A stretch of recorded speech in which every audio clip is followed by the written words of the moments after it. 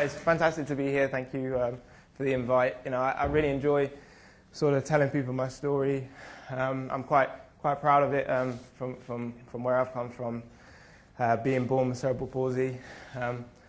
So what I have is spastic diplegia, which is a form of cerebral palsy. Cerebral palsy is very, very widespread, so it affects a lot of people in many different ways.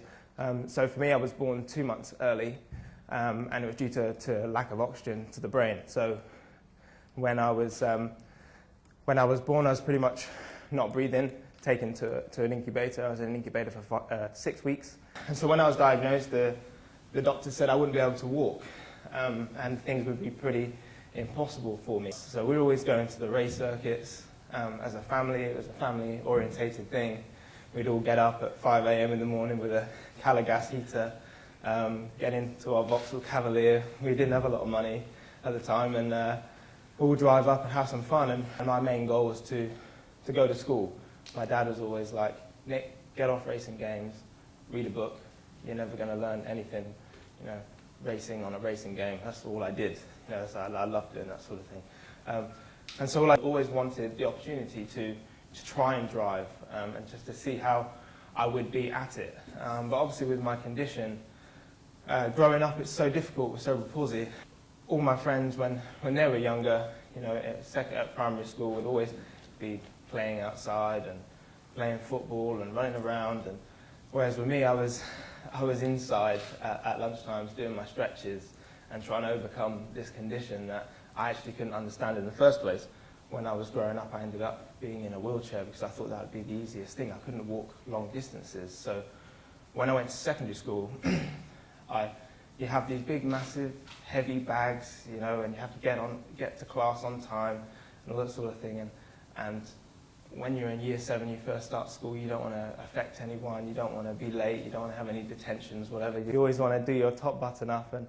And so I thought wheelchair would be the best thing to do. I can sort of follow all my friends, because you guys don't realise, but you able-bodied people walk so fast that it's impossible for me to keep up. So I thought being in a wheelchair would be easy, wheeling along.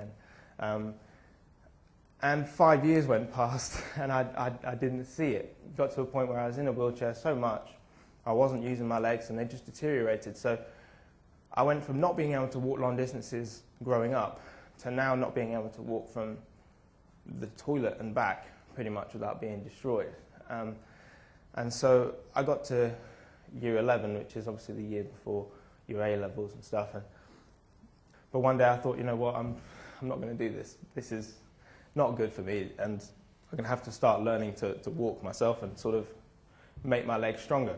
At the time, I was doing a lot of simulation gaming. I loved racing on simulation. If I couldn't do it for real, I wanted to have a career online. I thought, some people might think that's quite nerdy, but I actually spent hours and hours playing racing games, and actually realised that I had some sort of talent for it.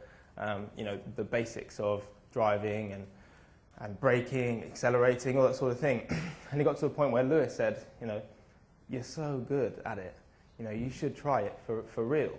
And for me, it was like, well, that would be great, but it's not like I can just press escape and get a brand new car if I crash. There's so many different things I need to take into account. I've got to take into my condition. Do I need hand controls? Do I need different aids to be able to drive?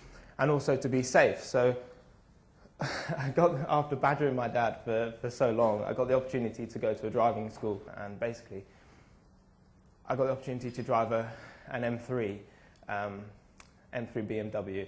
And my dad was pretty much like, you know what, I'm just taking Nick here because he keeps badgering on at me, and I just want to get him out of my hair, tell him that I've given him the opportunity, and then he can go to school and he can carry on doing his own thing. Well, I ended up getting in this car, and I was a second faster than the instructors, pretty much on my first go. And I think that's when my dad sort of had a big sigh of, okay, so now we've got another racer in the family. And this one is, this one's disabled, so he's more fragile. And my mum, is always scared of Lewis racing in the first place, and let alone me now. And so that was in 2000. That was the end of 2010. For me, I I went straight into the Renault Clio Cup, which is it's the toughest one-make series in the UK. For me, the way I see it is I'm a Paralympian racing in the Olympics, because there's no one with my condition doing what I'm doing. So the main thing was to strengthen the legs, do a lot of physio, work hard at it. And so I was like, geez, it's not good. My first race is in a couple of weeks, and I'm weak as hell. And so after a lot of perseverance, I'm now at a stage where I can push 130 kilos with one leg.